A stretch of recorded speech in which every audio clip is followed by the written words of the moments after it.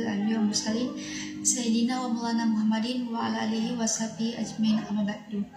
Pertama dan paling utama, marilah kita panjatkan puji syukur kita atas kehadirat Allah Subhanahu wa taala yang telah memberikan kita beribu-ribu nikmat, di antaranya nikmat iman wal Islam, nikmat sehat walafiat, dan nikmat taufik hidayah, dan masih banyak lagi nikmat-nikmat besar lainnya. Salawat dan salam tak lupa pula kita hanturkan kepada junjungan kita Nabi Allah Muhammad SAW, kepada keluarganya beserta sahabat-sahabatnya. Semoga kita semua termasuk hambanya yang taat dan berhak mendapatkan syafaatnya di akhir kelak. Amin ya rabbal alamin.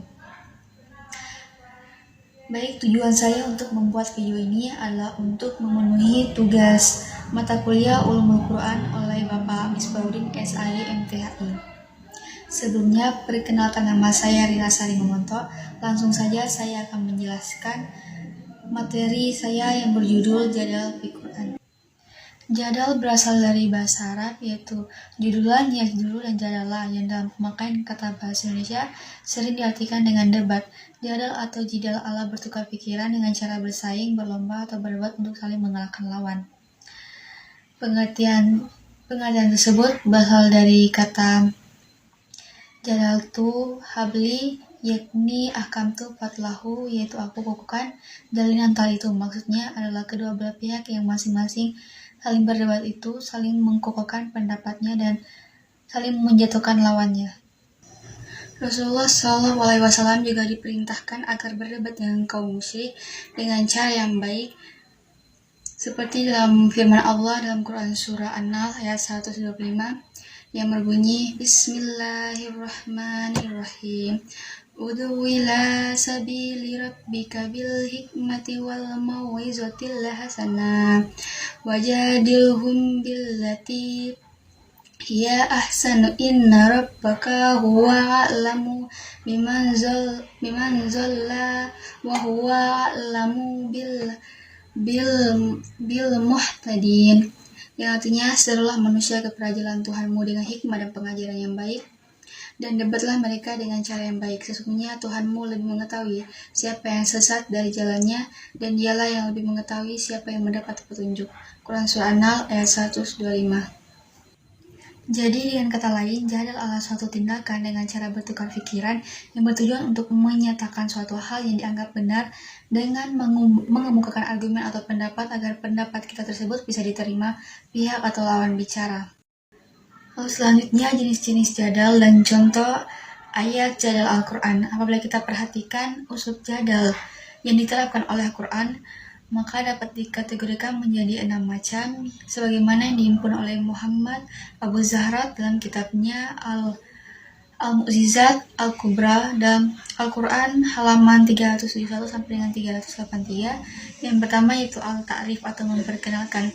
Yang dimaksud dengan Al-Ta'rif di sini adalah Allah memperkenalkan dirinya dan makhluknya untuk membuktikan wujudnya, dikarenakan zat Tuhan yang tidak dapat ditangkap oleh indera manusia.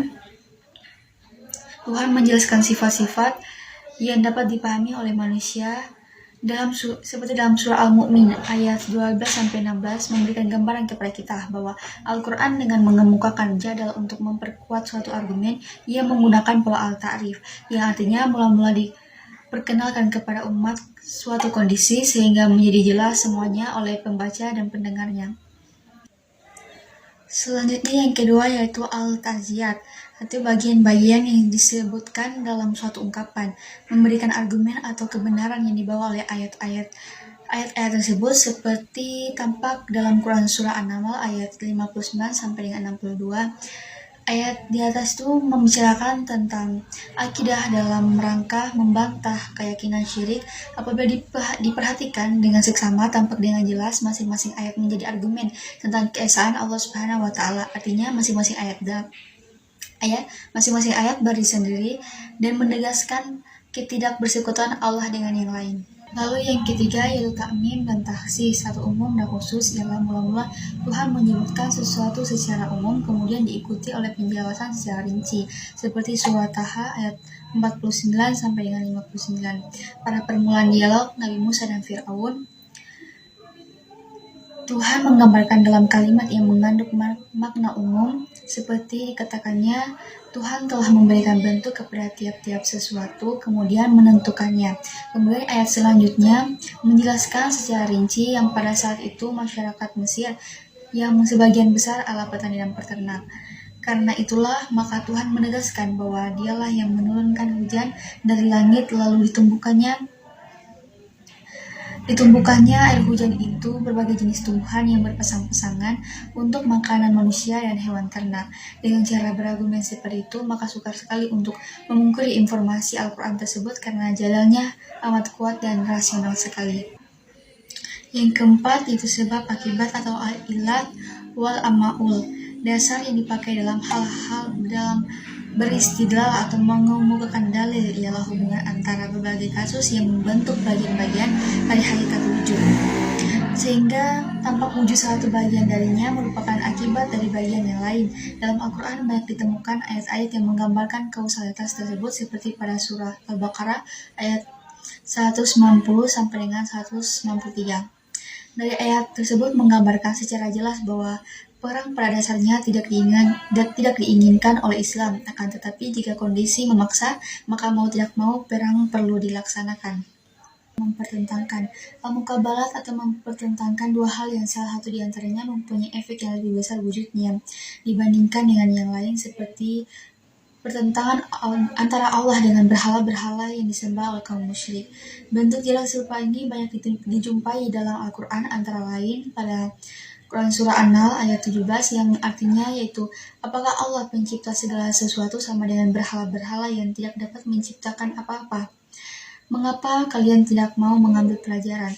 Ayat di atas mempertentangkan antara Allah dengan berhala-berhala yang tak sanggup membuat apa-apa, baik memberi mudarat ataupun menciptakan sesuatu.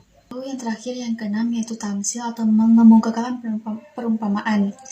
Ini ialah perumpamaan dari suatu argumen amat penting karena sebagaimana yang diketahui bahwa hal-hal yang bersifat abstrak dan sulit dibayangkan, maka dengan menggunakan tamsil, hal serupa itu tampak dengan jelas sehingga seakan-akan dapat dipegang dan diraba, serta sekaligus hal itu menjadi bukti atas kebenaran informasi yang diberikan. Dalam Al-Quran banyak mengungkapkan tentang tamsil seperti yang terdapat pada surah Al-Baqarah ayat 259. Lalu urgensi mempelajari jadal fi Al-Quran. Setelah menjelaskan bagaimana Al-Quran memberikan aturan-aturan dalam perdebatannya yang dibolehkan, perlu kita ketahui urgensi dari jadal Al-Quran itu mengapa sih Al-Quran membantah argumen-argumen orang kafir dan musyrik. Di antara urgensinya yaitu, pertama, dikarenakan Al-Quran turun di tengah-tengah bangsa Arab dan menggunakan bahasa mereka, maka Al-Quran berargumen sebagaimana argumen-argumen mereka, sehingga mereka jelas atas persoalan-persoalan yang dibicarakan.